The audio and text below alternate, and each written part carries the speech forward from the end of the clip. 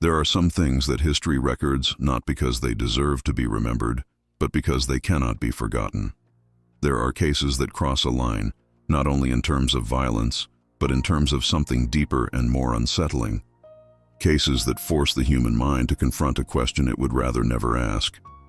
How far can a person fall before they are no longer recognizable as a person at all? Albert Fish is one of those cases. Not because of what he did, though what he did was devastating and irreversible, but because of what he was before he became that. Because of what he felt.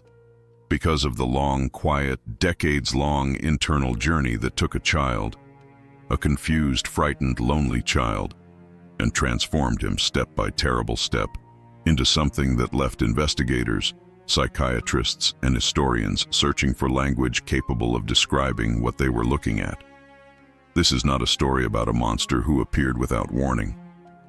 This is a story about a pattern that began in childhood, a pattern that grew in silence, in institutions, in poverty, in pain both received and later sought. A pattern that the world failed to see or refused to look at for far too long. What you are about to hear is not simply a true crime story. It is a psychological descent into one of the most disturbing human transformations ever documented. It is a study of what happens when trauma is never addressed, when pain becomes pleasure, when fantasy fills the space that empathy abandoned, and when a human being drifts so far from the recognizable that even trained professionals struggle to explain the distance. Albert Fish, the case that still haunts anyone who looks at it closely. If this kind of dark psychological storytelling is what you are looking for, then you are in the right place. Black Pattern exists to explore the hidden psychological architecture of the most disturbing figures in criminal history. Not to glorify them, not to sensationalize, but to understand the patterns, the warning signs, the internal mechanisms that the world overlooked until it was too late. If you find value in that, consider subscribing to the channel, liking the video, and leaving a comment below. It helps more than you might think, and it tells us that this kind of serious psychological work matters to you. Now, let us go back to the beginning. Hamilton Howard Fish was born on May 19, 1870, in Washington, D.C. He was the youngest of 4 children. His father, Randall Fish, was a riverboat captain who was, by the time Albert was born, already well into his 70s. The age gap between father and son was enormous in every sense of the word. There was no real bond between them, no warmth, no guiding hand. Randall Fish died in 1875 when Albert was just 5 years old, and with that death, whatever fragile structure existed around the child collapsed. His mother, Ellen, was not capable of caring for her children alone. The historical record suggests she was struggling with financial desperation, and possibly with her own psychological instability. She made the decision, out of necessity or out of something else, to place Albert in an orphanage. St. John's Orphanage in Washington, D.C. He was 5 years old. What happens to a child at that age when the last remaining parent places them in an institution and leaves? The psychological literature on early childhood abandonment is extensive. The damage is not always visible immediately. Sometimes it settles deep, into the places where identity forms, where the sense of being lovable or unlovable takes root, where the emotional wiring of the self begins to take permanent shape. For Albert Fish, it appears that what settled in was something that would never leave. At the orphanage, Fish was exposed to a culture of systematic corporal punishment. Beatings were routine. They were administered for infractions both real and invented. The children who received them were expected to accept them, to not cry, to endure. And something strange began to happen to Albert Fish during this period. Something that those who would later study his case would point to as one of the earliest and most significant warning signs. He began to enjoy it. Not in the ordinary way that a child might feel a complicated response to pain. Not in the way that survival sometimes requires. He began, according to his own later accounts, which must be read with caution since Fish was not a reliable narrator of his own inner life, to experience a kind of arousal connected to the pain being inflicted on him. He later described watching other boys being beaten and feeling something that he could not name at the time. but that would come to define much of his later behavior. Psychiatrists who examined Fish decades later would struggle with the language required to describe his condition. The most rigorous assessments pointed toward extreme masochism, extreme sadism, and a profound distortion in the connection between pain, pleasure, power, and identity. But it is important to be careful here. A diagnosis applied retroactively to a 19th century orphan who survived extraordinary trauma is not a simple matter. What can be said with more confidence is this: the orphanage did not break Albert Fish in the way that institutions sometimes break children by making them numb. It broke him in a different direction. It connected pain to something else, something that would grow. His mother eventually reclaimed him from the orphanage around 1880, when Albert was approximately 9 or 10 years old. By then, the connection had already been made. By then, whatever psychological architecture was forming inside him had already laid its foundations in an institution that no child should have been placed in, surrounded by violence that no child should have been normalized to. He began to be called Albert. He had reportedly disliked his given name, Hamilton, because the other boys at the orphanage had mocked it, and he moved back into his mother's care in a world that still offered very little. Washington, D.C. In the 1880s, for a poor family with a troubled history, was not a place of opportunity. It was a place of survival. And Albert Fish survived it the way many children survive such environments, by becoming invisible. But invisibility, for someone whose interior world was already beginning to drift away from what we might call the ordinary, is not safety. Invisibility is simply a different kind of danger. Around the age of 12, according to various accounts, Fish began a relationship with a telegraph boy, and it was during this period that he was introduced to behaviors and experiences that his later confessions would reference as formative in ways that disturbed everyone who read them. The details of what he experienced and what he began to practice during those years are documented in court and psychiatric records, but they do not need to be described in graphic terms to understand their significance. What matters psychologically is the pattern that was forming: pain, humiliation, violation, and a growing sense that the self could only feel something real through extremity. This is a pattern that appears in a number of documented cases of individuals who later commit severe violence. It does not mean that every person who experiences trauma or early exposure to sexual confusion becomes a criminal. The vast majority do not. But in cases where other factors compound, isolation, the absence of any healthy emotional attachment, the normalization of cruelty, the absence of any corrective emotional experience, the pattern can calcify into something much more dangerous over time. Albert Fish was growing up with almost none of the protective factors that might have interrupted what was forming. In 1898, Fish married a woman named Anna Mary Hoffman.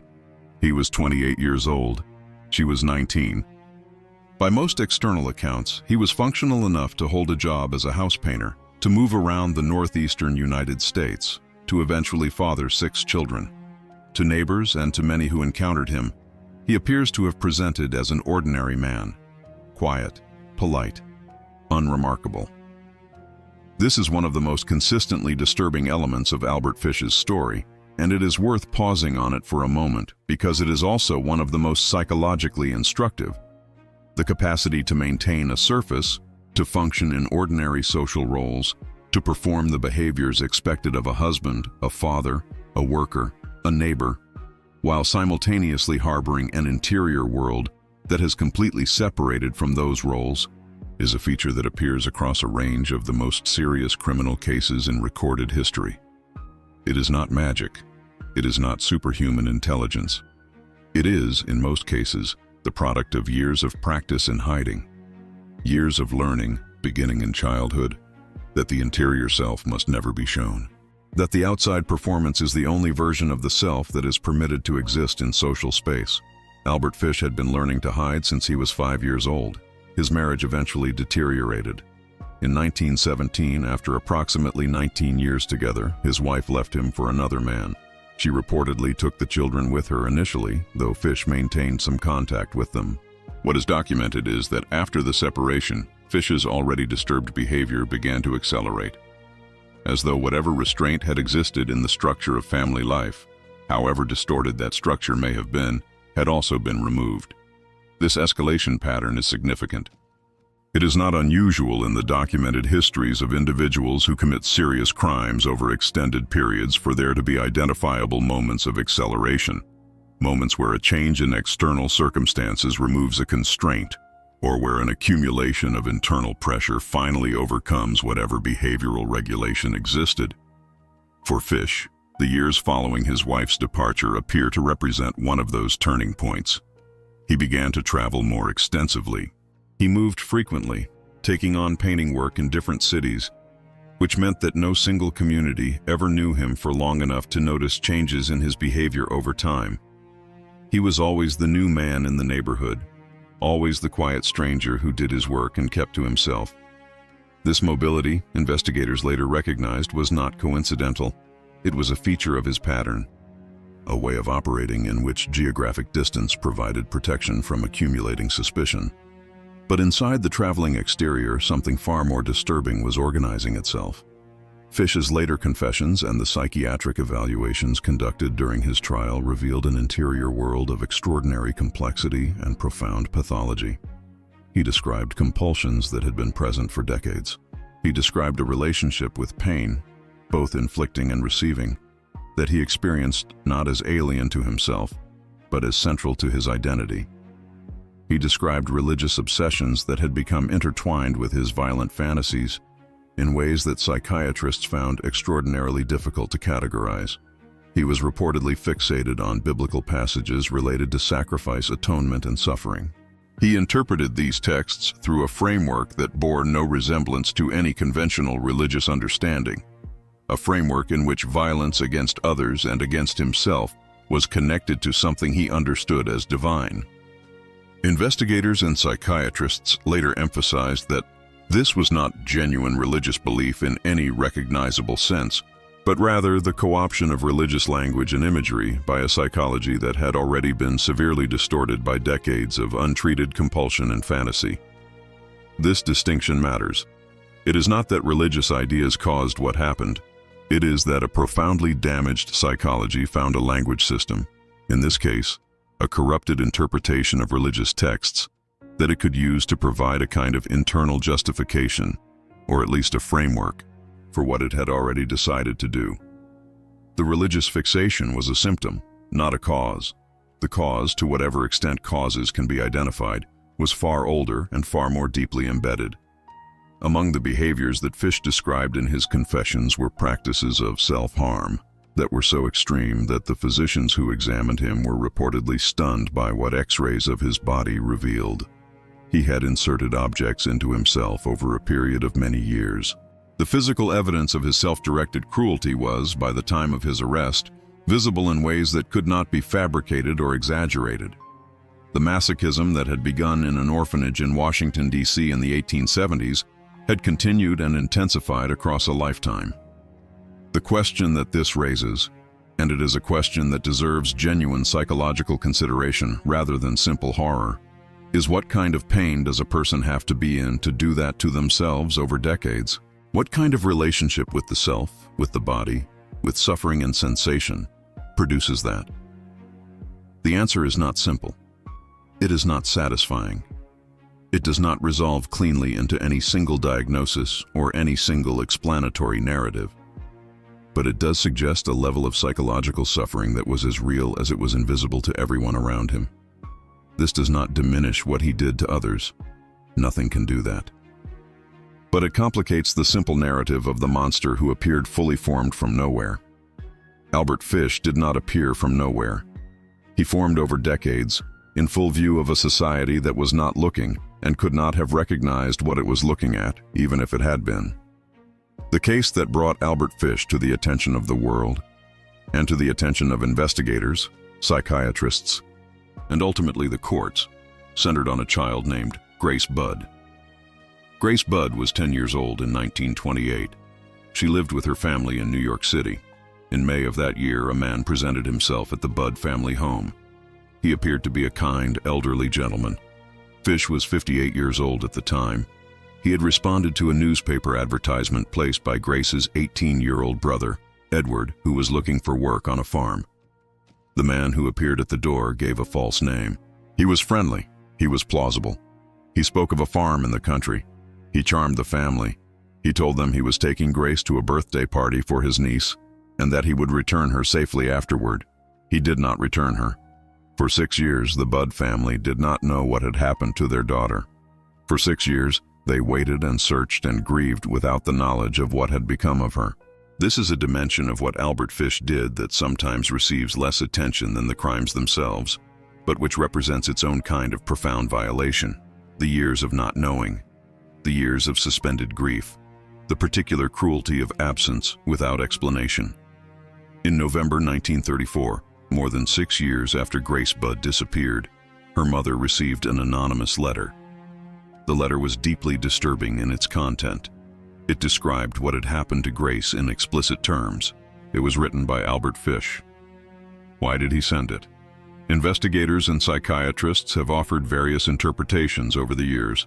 Some have suggested that the letter was an expression of the same compulsion that drove the crimes themselves, an inability to fully contain what he had done, a need to complete the act by making it known to those it had destroyed. Others have suggested that by 1934, Fish, who was in his mid-60s, may have been experiencing a kind of psychological disintegration that reduced whatever capacity for caution he had previously maintained. What is documented is that the letter, however horrifying its content, contained a physical clue, an envelope with a partial address linked to a rooming house that eventually allowed investigators to trace it to Fish. He was arrested in December 1934. He was 64 years old. The confession that followed, and the psychiatric evaluations that were conducted before and during his trial, produced a portrait of a human interior that challenged everyone who encountered it. The lead psychiatrist who examined Fish, Dr. Frederick Wertham, who would go on to become a significant figure in American psychiatry and child psychology, described Fish as a case of extraordinary rarity and extraordinary disturbing complexity.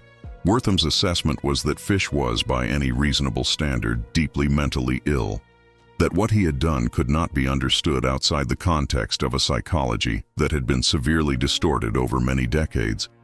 The defense argued that Fish should not face execution because he was not mentally competent in the legal sense required for that sentence. The prosecution argued that his behavior demonstrated sufficient organization and planning to constitute legal sanity. The jury, after deliberation, found him guilty. He was sentenced to death. Albert Fish was executed in the electric chair at Sing Sing Prison on January 16, 1936. He was 65 years old. He reportedly expressed curiosity about the experience in his final hours, a statement that was widely reported and that many found deeply unsettling because it seemed consistent with the pattern that had defined his life. The orientation toward extreme sensation as a kind of existential orientation, as the primary way of feeling real in a world that had never offered him anything else. It would be easy, and perhaps tempting, to close a story like this with a declaration of simple evil, to say that Albert Fish was simply a monster, that there is nothing to understand, that understanding itself is inappropriate or dangerous. There is an argument to be made for that position. The harm he caused was real and permanent and devastating to those who loved the people he harmed. No psychological narrative changes that. But the psychological narrative matters for a different reason. It matters not because it excuses. It matters because the patterns that produced Albert Fish did not disappear with him. The conditions that shaped him, institutional neglect, childhood trauma, the normalization of violence in environments where children have no protection, the absence of any corrective attachment, the silence around compulsive behavior that escalates over decades, these conditions have continued to exist. They continue to exist now. What the case of Albert Fish illustrates, more than almost any other case in criminal history, is the extraordinary distance that a human psychology can travel when every possible protective factor is absent from the very beginning. It illustrates what happens when pain is normalized so early and so completely that it becomes the only language the self knows for connection, for sensation, for existence itself.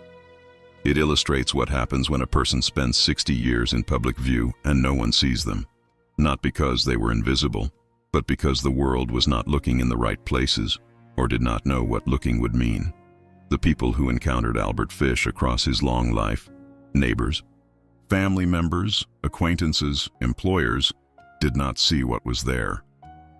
This is not a condemnation of those individuals. Most of them had no framework for understanding what they were in proximity to.